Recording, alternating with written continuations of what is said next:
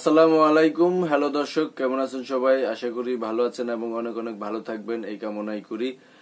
তো বন্ধুরা, দূরে কাছে দেশে প্রবাসে যে যেখান থেকে আমাকে দেখছেন, প্রথমে জানাচ্ছি আমার পক্ষ থেকে আপনাদের সকলকে আন্তরিক শুভেচ্ছা ও অভিনন্দন।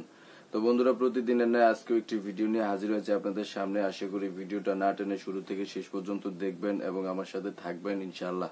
বন্ধুরা, আজকের এই ভিডিওতে আমি আপনাদের সাথে শেয়ার করব, আপনাদেরকে জানাবো আমার কাজের অভিজ্ঞতা থেকে একটি ফ্যান বৈদ্যুতিক ফাঁকা কিংবা সিলিং ফ্যান চলতো কিন্তু রানিং অবস্থায় বন্ধ হয়ে গেছে কিংবা হঠাৎ করে বন্ধ হয়ে গেছে, কি কি কারণে এটা চলে না বা কি কি কারণে বন্ধ হয়ে গেছে, কি তার করণীয় সমাধান, এই সম্পর্কে কিছু তথ্য বা কয়েকটি দিক আমি তুলে ধরবো। তো বন্ধুরা, এই সম্পর্কে জানতে ভিডিওটা স্কিপ না করে শেষ পর্যন্ত দেখতে থাকুন। আর আপনারা দেখছেন electric Bangla tech and help, আর ইলেকট্রিক বাংলা টেক এন্ড হেল্পের নতুন আরেকটি এপিসোডে আপনাদেরকে স্বাগতম জানানোর মধ্য দিয়ে শুরু করছি আমি আমার আজকের ভিডিও। তো ভিডিওর মূল পর্বে প্রবেশ করার পূর্বেই আমি বলে নিচ্ছি, আপনি কিংবা আপনারা যদি আমার চ্যানেলে নতুন হয়ে থাকেন তাহলে এই ধরনের ভিডিও কিংবা ইলেকট্রিক রিলেটেড যে কোনো ভিডিও সবসময় পেতে চাইলে, দেখার ইচ্ছা আগ্রহ থাকলে চ্যানেলটি এখনই সাবস্ক্রাইব করে পাশে থাকা বেল বাটনটি ক্লিক করে অল করে দিন পরবর্তী ভিডিও নোটিফিকেশন পাওয়ার জন্য।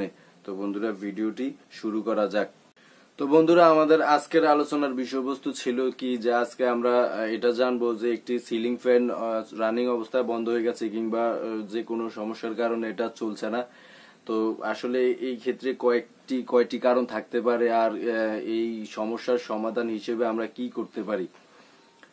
তো প্রথমে আমরা ধরে নেই যে ফ্যান হঠাৎ করে বন্ধ হয়ে গেছে। এখন আমরা প্রথমে কি দেখব? প্রথমে আমরা এটা দেখব যে সিলিং ফ্যানের কাছে কারেন্ট আছে কিনা। কারেন্ট যদি না থাকে তাহলে সেটা হচ্ছে একটা সমস্যা, আর যদি কারেন্ট থাকে তাহলে সেটা হচ্ছে আরেকটা সমস্যা। এখন এখানে আবার আরেকটা প্রশ্ন দাঁড়ায়, কারেন্ট থাকলে না থাকলে তো একটা সমস্যা আছে, কারেন্ট থাকলেও ফ্যান চলে না অনেক সময়। এই ক্ষেত্রে আমরা কি করব? এখন আমরা দেখব যে এখানে নিউট্রাল আছে কিনা। অনেক সময় দেখা যায় যে 2 তারেই কারেন্ট থাকে, আবার কখনো দেখা যায় যে 1 তারেও থাকে না। তো কোন তারে যদি কারেন্ট না থাকে তাহলে বুঝতে হবে যে নিউট্রাল আছে কিন্তু ফেজ নাই। আবার 2 তারেই যদি কারেন্ট থাকে তাহলে বুঝতে হবে কারেন্ট আছে, নিউট্রাল না থাকার কারণে 2 তারেই কারেন্ট শু করে, তাহলে যে কোনো জায়গায় নিউট্রাল ফল্ট করেছে। তো এখন ধরা গেল বা জানতে পারলাম যে আমরা যে কারেন্ট ফেজ আছে এবং নিউট্রালও আছে কিন্তু ফ্যান চলছে না। তো এখন তারপরে আমরা দেখব যে ফ্যানের মধ্যে যে ক্যাপাসিটর আছে, ক্যাপাসিটরটা ঠিক আছে কিনা।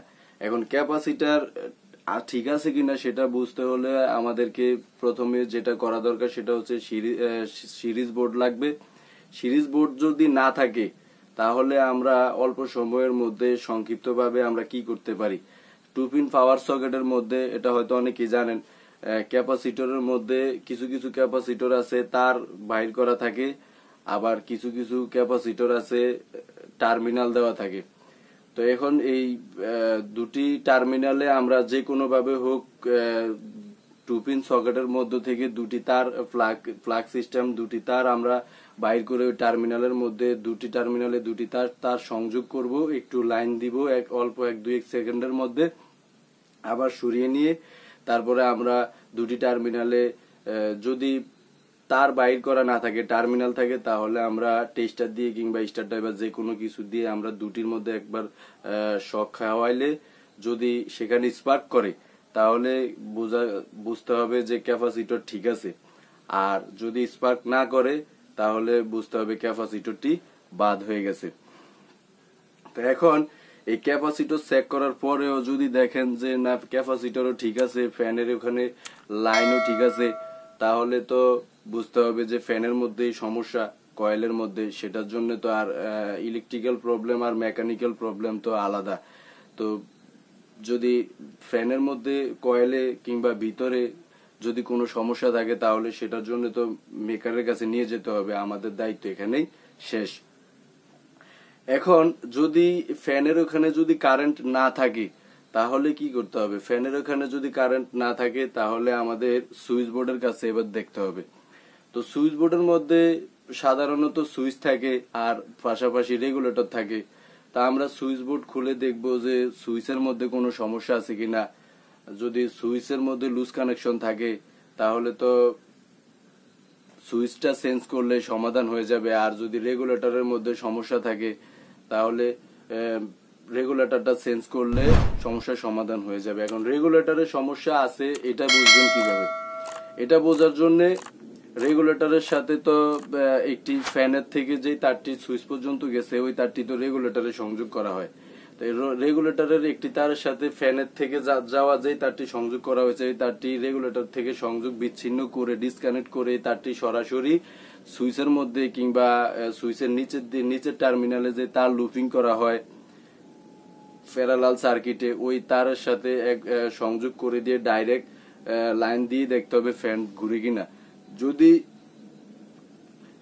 রেগুলেটর থেকে লাইন তারটি সংযোগ বিচ্ছিন্ন করে ডাইরেক্ট লাইনে দেওয়ার পরে ফ্যান ঘুরে তাহলে বুঝতে হবে রেগুলেটরে সমস্যা। এভাবেই রেগুলেটরটি সমস্যা কিনা এটা শনাক্ত করে নিতে হবে।